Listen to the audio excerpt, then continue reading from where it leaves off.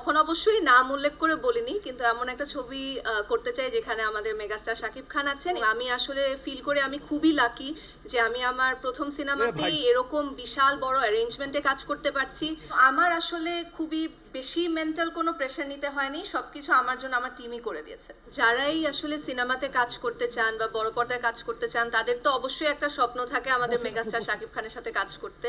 এবং এর আগেও আমি বিভিন্ন জায়গায় বলেছি যে আমি যখন বড় পর্দায় কাজ করব, আমি এমন একটাই ছবি করতে চাই যেটা তখন অবশ্যই নাম উল্লেখ করে বলিনি, কিন্তু এমন একটা ছবি করতে চাই যেখানে আমাদের মেগাস্টার শাকিব খান আছেন, এবং এমন একটা ছবি করতে চাই যেটা বাণিজ্যিকভাবে সফল হবে বা হওয়ার সম্ভাবনা আছে। সো আমার কাছে তো অবশ্যই এটা একটা স্বপ্নের মতো, এবং আমি আসলে ফিল করে আমি খুবই লাকি যে আমি আমার প্রথম সিনেমাতেই এরকম বিশাল বড় অ্যারেঞ্জমেন্টে কাজ করতে পারছি। আলফাই, চরকি, এসভিএফ মানে সবকিছু মিলিয়ে একটা কাজ করতে পারছি, এবং এত সুন্দর বড় একটা টিমের সাথে কাজ করতে পারছি।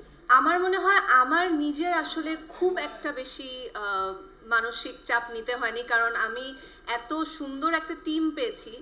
স্পেশালি আমার ডিরেক্টর রায়হান রাফি ভাইয়া অনেক হেল্প করেছিল আমাদের শুরুতে ক্যারেক্টারটা নিয়ে ভাবার, এবং সেই সাথে আমাদের hair makeup and costume team যারা ছিলেন, হেয়ারে রিনা আপা ছিলেন, মেকআপে তারেক ভাইয়া ছিলেন, এবং কস্টিউমে সানাপু, এবং পুরো টিমের যারা ছিলেন সবাই আসলে আমাকে এবং পুরো টিমকে এতটা সাপোর্ট দিয়েছেন যে প্রতিটা ক্যারেক্টার যেন ডিফারেন্ট হয়। এর আগে যেভাবে দেখা গিয়েছে আমাদেরকে তার থেকে একদমই ভিন্ন রকম কিছু হয়।